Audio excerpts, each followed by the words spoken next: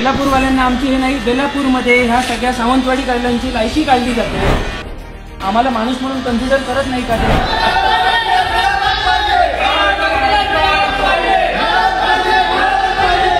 हे पत्र वाचण्यात काय पॉइंटच नाही। मी पोलिसांनाही मगाशी सांगितलं, पानं पुसली जाणार।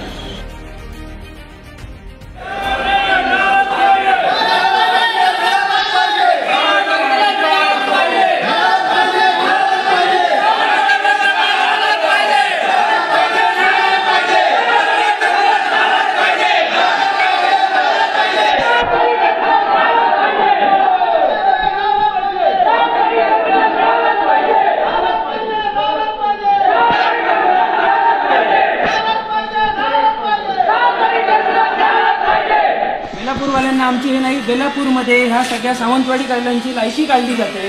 त्यांना आमचं रिस्पेक्ट किंवा आम्हाला माणूस म्हणून कन्सिडर करत नाही का ते? आत्ताच्या आता फोन लावून विचार।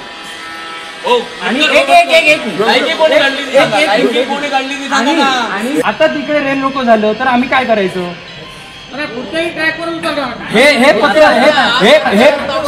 हे पत्र वाचण्यात काय पॉइंटच नाही। मी पोलिसांनाही मगाशी सांगितलं, पत्र येणार त्याच्यात आम्हाला 0 पानं पुसली जाणार।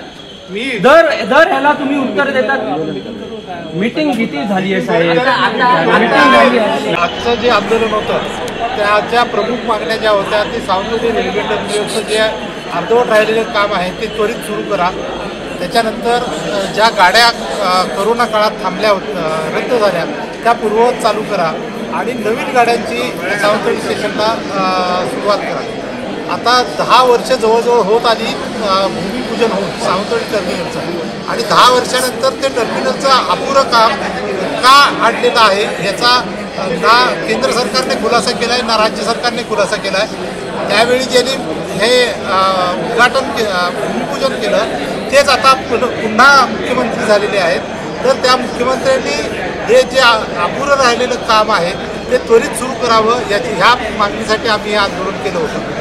आज रेल्वे प्रशासनाचे रत्नागिरीचे अधिकारी येऊन भेटून गेले।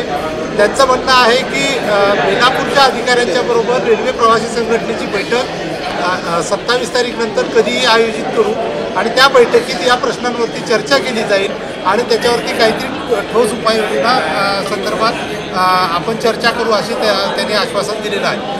केवळ आम्ही आश्वासनावरती त्यांच्या आमचं आंदोलन स्थगित करीत नाही आहोत।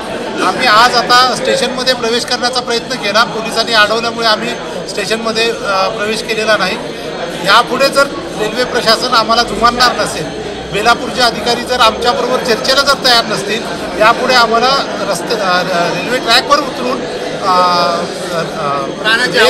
रेल रोको आंदोलन करावं लागेल आणि ही पाळी रेल्वे प्रशासनाने आमच्यावर आणू नये एवढीच विनंती आहे।